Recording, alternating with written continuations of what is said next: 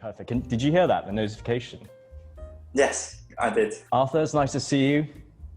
Very nice to see you again. Hello from London.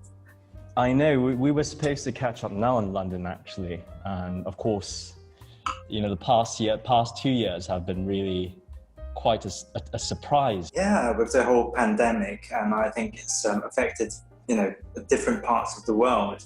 But people have found different ways to adjust and adapt, and I think it's a very new thing that we have here. This is insane. I mean, I can't believe I'm catching with you, having wine and dinner through Yes. the video. It's strange. Yeah, though the weather's not perfect, I have to say.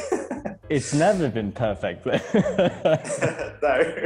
Yeah, as I'm catching up with you, I'm just thinking back, of our times really pursuing the path of being a barrister in the UK. Those are really the times, weren't they? Yeah, they were, and I think it's been nearly more than a decade since going through the bar have been challenging. There's a lot to do. When I think back to it, my experiences during the bar was just really tough. And remember all the times that we had to stay up and we just call each other just to rush through an opinion or draft of some sort. I mean, really, it was insane. It was just so hectic and so stressful as well. Yeah, so you get the adrenaline on doing it because you're passionate about the subject matter, and you really want to get that finish and get it to the top quality that you want it. And it was a really good experience. I don't know how you found it. I found it to be a very fast-paced sort of career path. I often think back to it because really it was some of the toughest times in my life, and very much has enlightened me to what I'm doing today. But certainly I remember, all the stress that we had to go through to cope with it. Drinking was one of the things that we did quite often. I've got a really funny story. I remember initially very early on when we were both preparing for our bar exams and we decided that we should try and study together. I remember we were in Bristol. I think we were at your house at the time. Yes. And we were cramming for the law exams. I think we had only just finished one of the exams. Again, fresh off the exam, we wanted to celebrate. And we thought to ourselves, we should do something fun. But again, it was quite late when we got back to Bristol. Yeah. So I remember we wanted to have some fun, but there were nothing really at home that we could drink besides this bottle of wine. And so I remember at the time as really young aspiring barristers, we were thinking, how do we enjoy this? Because we wanted to, have at least beer or cider or something. And all we had was this bottle of red wine. The whole night really ahead of us, and all the places were closed, at least close by, that we could get alcohol from.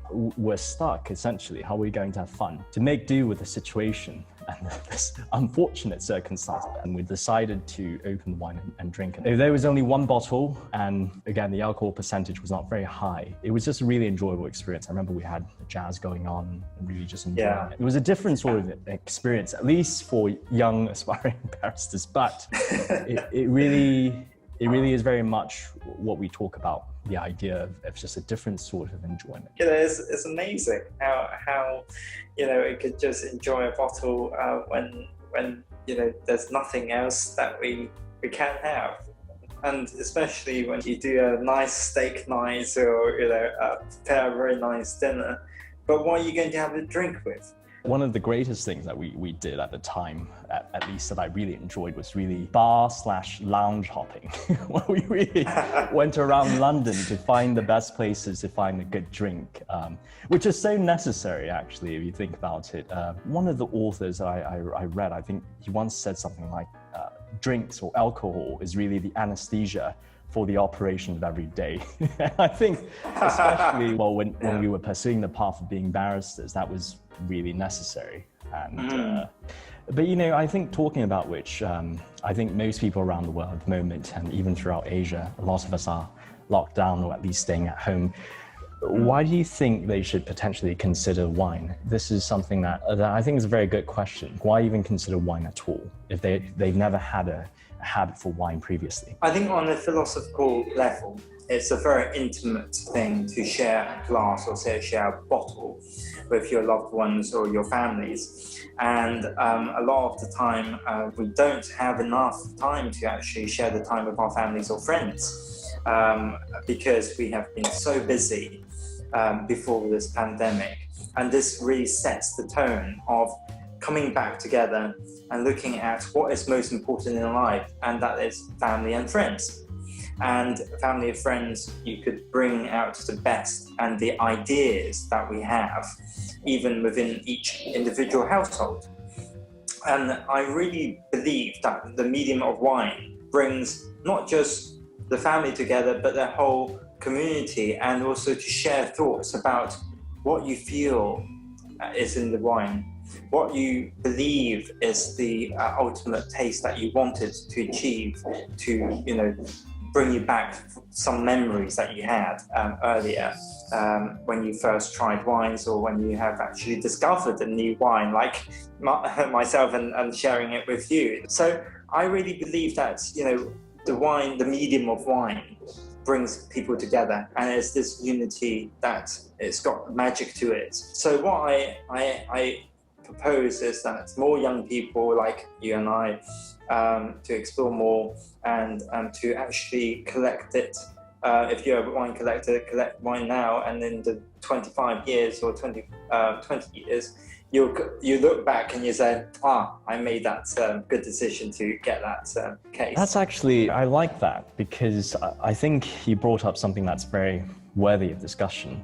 Just this idea that, I have a theory. I think statistically, if we were to put this pandemic into context, I would say from the onset and start of it until now, I think there have been much more people drinking in general, young people especially. But I think very much so, the popular sort of drinks that young people go for, generally speaking, wouldn't really be wine, would be other sorts of drinks, cocktails, hard liquor. A lot of people, especially the younger generations, they see wine as being this sort of stuffy area in terms of the drinks that they consider. I think young people should consider drinking wine.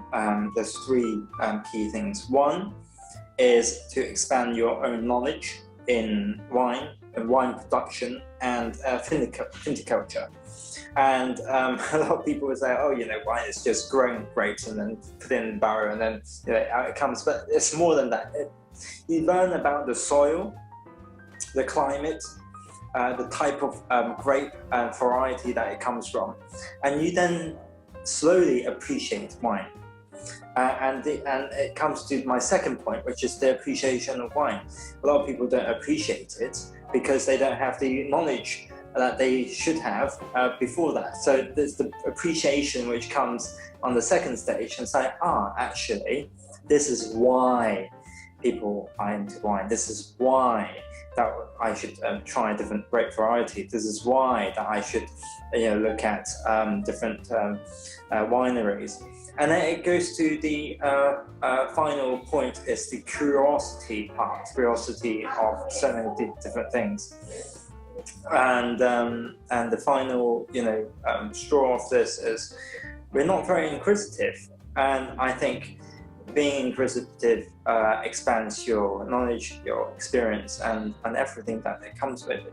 When a lot of young people, when they think about drinking, they imagine partying, drinking hard liquor, getting drunk, or maybe if they're slightly different, they might consider going to a lounge and enjoying cocktails. But the difference between a cocktail and wine is that usually the cocktail is just so flavorful towards this very extreme extent, because it's usually filled with syrup and all sorts of hard liquor. It's just this, at times it can really be an assault on the senses, just so overpowering. But yet a good wine is quite subtle, yet also quite complex in its flavor. When young people are really considering drinking, do you really see this? I suppose one thing they can consider besides just drinking as an experience of losing your senses is really to take your time to enjoy, and that's what wine offers. I totally agree. You need time to enjoy it, especially as I've mentioned, the complexity of it. With beer or cocktails, once it's drunk, you don't really remember, the kind of flavor unless it's, is exceptional or you really forget it. But then with wine, you look at, the complexity of it. You look at how it is produced, how it's made, the history behind it, the different locations.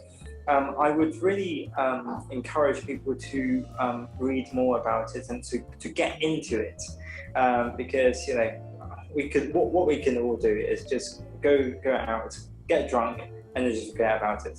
But this will remember, a good vintage will go a long way, and you will remember it for the rest of your life. I would highly recommend going to get a good bottle of wine. There really is a lot of depth to it, isn't there? I mean, especially if you talk to some sommeliers, there's even techniques of how you should drink it, how you should store it, the sort of glasses that you should use. There really is a wealth of knowledge there that makes this such a deep, enriching experience. You could look at various different types of glasses. You could look at the temperature in which the wine has been served, and how you hold it. I don't know, this is not being pretentious or anything, but it does affect the way in which you hold it. Some people would just grab it and this is it. And they warm it up. No, it warm it up. Especially with red wine, you should really have it at a good temperature, not warming it up so it's, as if it's been in the microwave and come back up. The only exception is where, for example, white wine or rosé has been in the fridge for a long time, and you want to, bring the temperature down just to a good level so you could taste the wine itself. Then you could, slightly, warm it here, but then, hold it by the stem of the glass, please. So, it really is an enjoyment to look at the wine, the color of it, nosing, Yeah. And what people ask, why people, swirl the glass. It's not just being pretentious, but for example, red wine, you allow the oxidation. And for it to, for example, it's a similar case when you decanter a bottle of wine.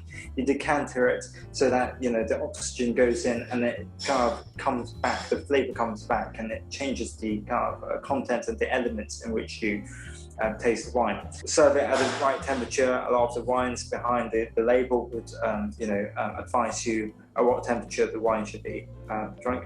And finally, look at, which terrain has been, grown, and to really, it's like a conversation. It's like, hello, yeah. How are you? And to, really enjoy it.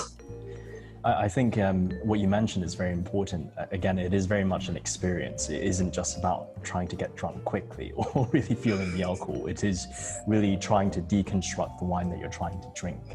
It makes it so different and just really an enjoyable experience overall. The main point here is that it's just so much more storied in terms of a drink. It's a very storied drink. It's very much an art form. Even myself, to be very honest, previously, especially if I were to go 5 years back, wine was not really the go-to for me. It's something I picked up recently as well, at least in the recent years. And to really get into the community and learn about it, to even develop the palate to taste and identify what you're drinking, and to understand the story behind it, because that's very much what the wine community is about. It's just very much an art form almost. It's so different from all the other drinks that you could have. I know some whiskey connoisseurs might say the same thing, but wine itself is just so extensive. It's so rich in its history, and it's very much an art form to really appreciate wine, and getting into it really is a very enjoyable experience. I think that's the thing you don't really get with many other drinks, especially when young people, a lot of them like beer or any sort of hard liquor. It's just so different. It's very much an art form, a story, drink. But I remember one thing that we really loved to do as well when we were in London was really to try out different wines. And that's really been a hunt we've been on. And which really brings me to today. I mean, we have something special to talk about. I remember it's been a mission almost that we had to search for the perfect one. And I just remember getting this call from you, literally right before the start of the pandemic. And you told me that you found something fantastic and I had to try it. And you sent me a bottle. And in fact, actually, I'm drinking it tonight. I mean, that really has been quite an experience. It's really led me to this path down this rabbit hole of just wines in general. I've been, for the past 2 years, maybe going crazy from the pandemic, but I've been really sampling a lot of wines. But the one that you really found, that really led us on this journey. You know, as you said, we were trying to find the best wine and, you know, going to different places. There has been so many, a unique place that we want to drink, but then we didn't really get the wine that we wanted. And then I was searching, and through the pandemic, there's quite some time that we can explore different wines. And I came across this wine from France in Cahors. But it's not just any wine. It's a winery owned by the Danish family.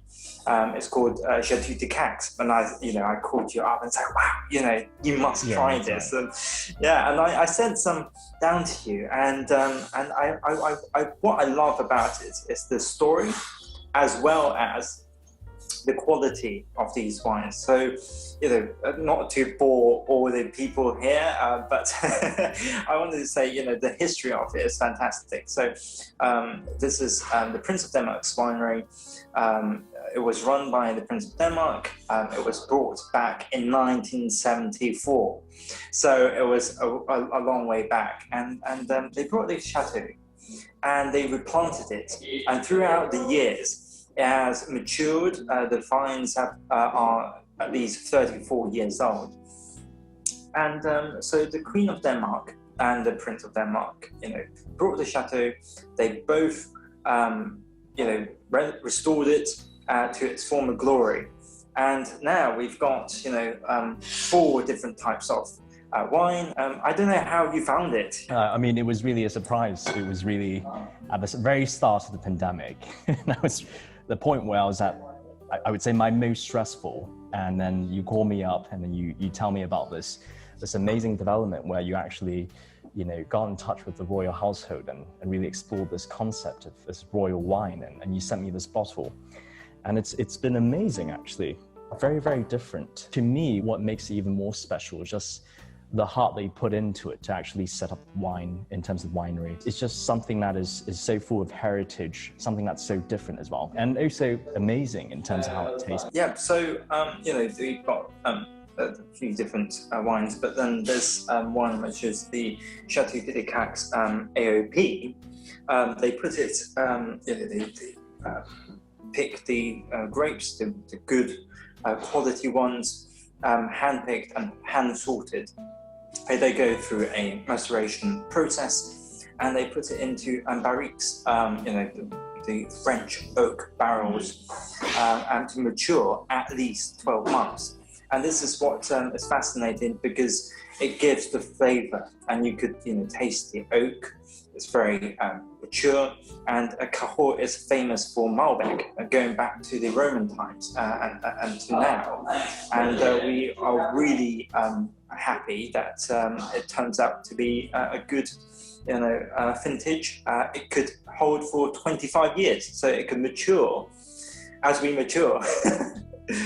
Yeah, so it is really good, and I'm sure that we anticipate to have it in Malaysia and Singapore very soon, and I really want people to try it and experience this raw winery. Raw associated with quality. And also people put their hearts and minds and sweat into creating this bottle, and I think it's the vintage is 2016, so looking back from what's happened for the past year to 2016 is 4 years ago, but it has gone through so much to bring you this wine. I had a very interesting chance to actually spend time with this. I believe at the time he was 72, the 72-year-old sommelier in Germany. He was on a business trip, and he brought out this just fantastic bottle of red. And just the way he talked about it, the fact that this wine has been aged for so long and has really developed its own character, it's almost something that's very much alive in a sense. And after his description of it, actually drinking it was just such an immersive experience, so different from everything else, really. And so, yeah, you're quite right. It can be quite an experience that you really have to experience rather than just really talking about it. And I think the thing about the Chateau de Cax is that this particular vineyard and the winery run by the household, they've been quite selective with how they've really distributed it. They've not really focused on mass distribution, at least. So it really is this interesting little story that people can potentially look into. Yeah, and I would say, you know, because it's boutique, it's got limited production, and you know, once a vintage is gone, it's gone, and each vintage is different. So I would, my biggest advice is, you know, for your viewers is to try different vintages from the chateau. And to experience it. Chateau, I don't know, some of the viewers might not know it's the castle and the castle of Cax. And you know, the surrounding area is beautiful. You've got a lovely river going through it. And it's the climate which makes each different vintages different. I believe that, you know, people really should indulge in wine. There's no no limit, you know. And also, the most important thing, this is not just a big vast winery that we've you know, got. It's 24 hectares, and in comparison to some of the more commercialized wineries, it is quite small. So the production is quite small. And back in 2014, there is still, and I've still got it in the collection, 5,000 limited edition wines from a small selected grape variety, which goes to the Her Majesty's wine, which bears her monogram on the bottle and also the case itself. So that will be something which is really special for anyone, for any collectors out there who wants to, you know, have a piece of this royal heritage and royal history. That's the most beautiful thing, really, about the wine that we have right now, is just the fact that there really is this, not just this royal connection, but you can really sense the passion that the royal family in Denmark have actually put into this particular wine and its collection. Well, which would you say is a starting point that we could sort of introduce, if let's say we're introducing one of the wine from the chateau to a person who's considering these drinks? I think if people are wanting to know what the grape variety is like, I would say that, you know, going for the Chateau de Cax Malbec, it comes from the yes, here we go. Yes, amazing, yeah. And this is the grape variety from His Royal Highness Prince Henrik of Denmark. This red wine is a perfect expression, I would say, of Malbec, and it's really good of a toasted almond taste with you know, a bit of vanilla on the source of dark berries. So this palate, you know, on the tongue and also on the nose is very good. Surprisingly, it's very silky, and it will be perfect with, you know, meat. Dishes, cheeses, you know, people are more into fromage, different cheese, and you know, it's appreciated in tapas. So this is a very sociable drink on the Chateau de Cax Malbec. It's also one of the signatures. Yeah, so, you know, this is an entry level for people who really want to taste what it's like. Then, you know, I think in Malaysia and Singapore is a very hot country, and what's best to be outside with a nice chilled glass of wine. I would personally say, if you are into rosé, we've also got a rosé here. This rosé is also from the His Royal Highness grape variety. Is produced in Chateau de Cax, and also it's a balance, really good balance. This is a skin to contact method of producing this rosé, and a lot of people don't really know how rosés have been made, but this is really perfect balance with flavor of lychee and grapefruit, very fruity. And in Malaysia and Singapore, I would really recommend, if you want to have rosé, try this. And it comes with good Mediterranean cuisines. I'm not sure, the variety of cuisines, but it comes very well with these, with meats and salads, and a grilled fish as well. So this is a nice rosé. But when you want to go up to explore a higher level of wine after you've had this entry, I would say that if it's in Malaysia and Singapore, in Asia country, you've got the Chardonnay, and as you've got it there, yes, exactly. Amazing this Chardonnay, it is amazing. And what is more amazing is some Chardonnays and other chateaux are only are huge acres of land, but this Chardonnay comes only from 3 hectares of vineyards, which is planted in chalky terrains, terraces around the chateau, and is amazing. In 2018, it was awarded this silver award. Apart from the award, I think this is a very refreshing drink. You could drink it with, a nice fish and seafood dish. Oysters, if you like lemon sole, or even a lovely lobster. So this have a lemon and citrus fruit flavor to it. Note of grapefruit as well, pink grapefruit.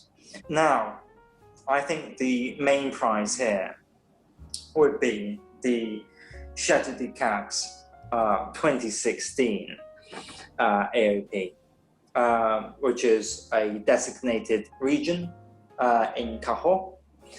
And this Cahors Malbec is the appellation, the origin, and we look at this wine and say, why is it different? So it comes from the vines, which is more than 35 years old. So it's a really good matured vineyard, and the vines is exceptional. And it gives an intense flavor, most notable in Malbecs.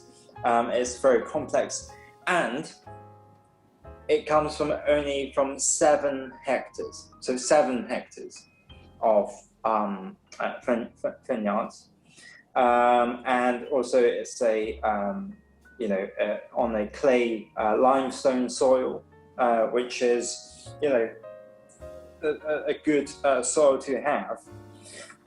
And also it has a purple-colored wine. And anyone want to get a bottle of this, you'll be pleased to know it could be stored and be matured 10 to 20 years at time. And the contents of this wine was matured in barriques, barrels of French oak barrels for at least 12 months. So you could taste the woody maturity. The sort of woody flavor as well. Mm-hmm. So, and it's won the gold Right, so not very Amazing. often you come across this. So I would highly recommend this if you are a wine connoisseur. I think especially now, at least in Asia, I think throughout as well the world, there's just so many these cheap wines available, and a lot of them from Australia and New Zealand. Not necessarily bad places for climate, but just a lot of them are massive vineyards, really approach of mass production where you can really taste the difference. Whereas I think really with the Chateau de Cax, where you have very uniquely a royal family that is quite entrepreneurial, where they really picked up this craft of making wine for so long. And you can really taste, as you mentioned, the boutique sort of approach to it. It's just so different. They really pour their heart out into it. And it really lives up to the royal household's name. Certainly. Yeah, I really agree, because mass production, they don't really look at much of the quality. They look at the profit margin, which a lot of business do. But also, what is interesting about this is they draw on people who are very knowledgeable in the wine business and viticulture. What I could say, in 2007, Chateau de Cax, the Prince of Denmark's winery, and residents of the Danish royal family, recruited or someone from joined. I wouldn't name that individual, but that individual was the manager of one of the Rothschilds winery estate, and Rothschilds is phenomenon with wines as well. And for the expertise of that manager coming into this, you would know why you should try this wine. And it's the experience of these individuals looking at it. I think that is the difference, isn't it? Hemingway once said that the reason why he drinks is so he makes life and boring life, boring people more interesting. Of course, I think he's referring to getting drunk, but I think in this case it's quite literal. The reason why people should consider picking up wine, and even potentially wine from the chateau, is just the fact that it's so interesting, the backstory to it, when what you're getting is really this heritage and really this entire experience of how it came to be. And it's just so rich in its sense. It really immerses you when you're having it an experience. And not only can you taste really a difference in the palate, but just even understanding it. I mean, at the moment, even as well on the Antiros website, there's just a lot of materials about the history of really the chateau and how the wine itself is made and produced. It's just really, truly brilliant and so different, very artisanal. And I think that's why people should consider really drinking wine over just a random can of beer. And I could say that this is a very artisan wine in this atmosphere. And also I would say that because it's a small vineyard and also royal residence, it's not generally open to the general public. So you can't just walk into the chateau and say, "Oh, I want to visit your vineyards and look at your wines." You have to, pre-book it, and you have to have all sorts of, process to actually go and visit this Chateau de Cax. So I would really, be happy to share more about these wines individually, open them up, and share with your viewers about what is even more unique when I get into these wines, and going through the whole process from the color of it, the nose. And also the whole story about each individual bottles and each individual lots or terraces that they come from. And also one thing interesting about wine, the philosophy thing is a wine bottle half empty or half for? And also, is it sealed, or is it waiting to be drunk? And you look at it, and I would let your viewers make their mind up about what they see in wine, because as much as I could talk about it, you have to feel, you have to taste, and you have to see it to believe it.